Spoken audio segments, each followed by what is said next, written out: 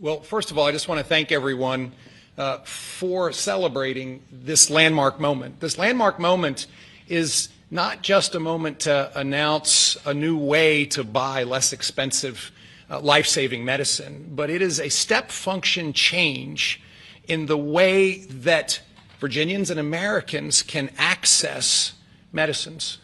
And it is a step function change because historically there was an opaque pricing mechanism that had so many people standing between the manufacturers and the patients that no one knew really what it cost.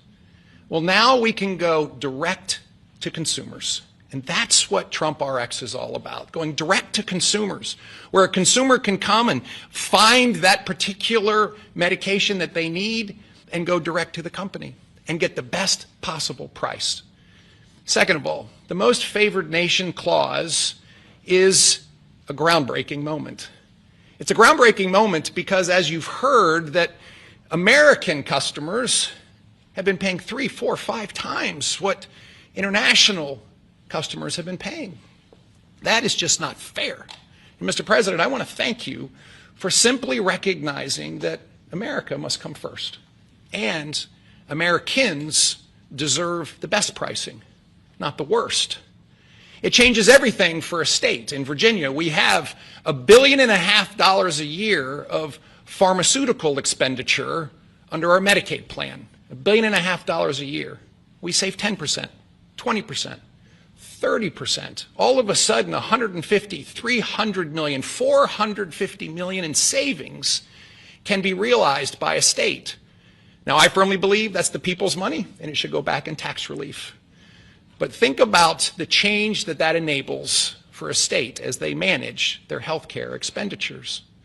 Finally, Mr. President, you have driven a reshoring of critical supply chains that no one thought could happen.